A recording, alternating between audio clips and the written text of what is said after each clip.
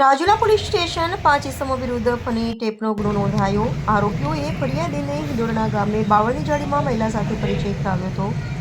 રાજુલાના હિંડોળના ગામે બાવળની કાટમાં લઈ જઈ ઢીકાપાટુનો માર મારી મહિલા સાથે અભદ્ર વિડીયો ઉતારી ધમકી આપી। ફરિયાદી પાસેથી એક મોબાઈલ અને 1950 રોકડા રૂપિયા બળજબરીથી કાઢી લીધા હતા। આરોપીઓએ વધુ રૂપિયા 5 લાખની માંગણી કરી હતી, તો પૈસા નહીં આપે તો વિડીયો વાયરલ કરવાની ધમકી આપી હતી। ફરિયાદીએ કહ્યું કે હું પૈસા ઘરેથી લઈ પૈસા આપવા જણાવ્યું। રાજુલા પોલીસ સ્ટેશન ખાતે પહોંચી બનાવ અંગે જાણ કરી હતી, જેથી ફરિયાદીને રૂપિયા સાથે સ્થળ પર જવા જણાવેલ।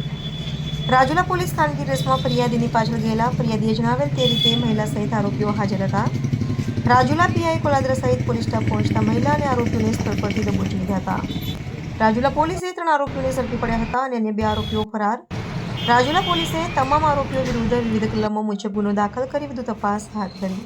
રાજુલા પોલીસ સ્ટેશનની અંદર એક હની ટ્રેપનો ગુનો નોંધાયેલ છે। આ ગુનાની હકીકત એવી છે કે આ ગુનાના કામના જે ફરિયાદી છે, આ ગુનાના કામના એક આરોપીને પહેલેથી જ ઓળખતા હોય।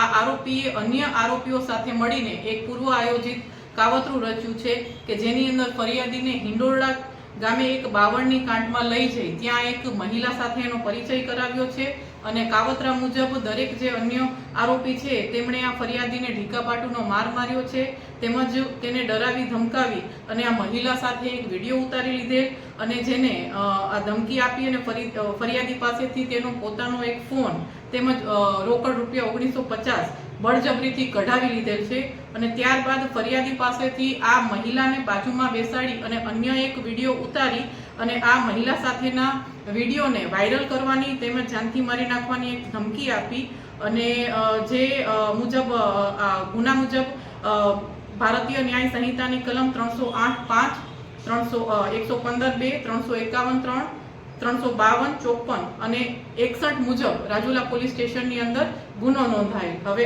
આ ગુનાની જે તપાસ છે એ અહીંયાના જે પીઆઈ શ્રી વીએમ કોલાદ્રા સાહેબ કરી રહ્યા છે અને ગુનાની ગંભીરતાને તરત જ ધ્યાનમાં લઈને આ સતર્કતા દાખવીને તેમણે પોતાની ટીમને અલગ અલગ દિશામાં તપાસ કરવા સૂચન કરેલ અને ટેકનિકલ તેમજ હ્યુમન સોર્સથી જે આ કામના તમામ આરોપી છે એ પકડી પાડેલ છે। એમાંથી 3 આરોપી જે છે એ હાલ અત્યારે રિમાન્ડ ઉપર છે।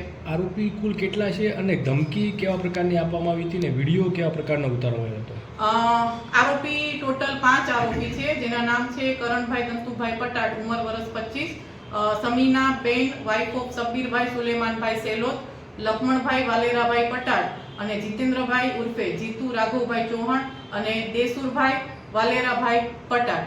હવે ધમકી એટલે આ જે ફરિયાદી છે તેમને પોતાનું પહેરેલ જે પેન્ટ છે એ નીચે કઢાવી અને એક બીભત્સ વિડીયો ઉતારેલ અને તેને વાયરલ કરવાની ધમકી આપેલ અને બીજા અગર એ રૂપિયા 5 લાખની રૂપિયા 5 લાખ નહીં આપે તો આ જે વિડીયો છે તેને વાયરલ કરી દેશે એ રીતની ધમકી આપેલ।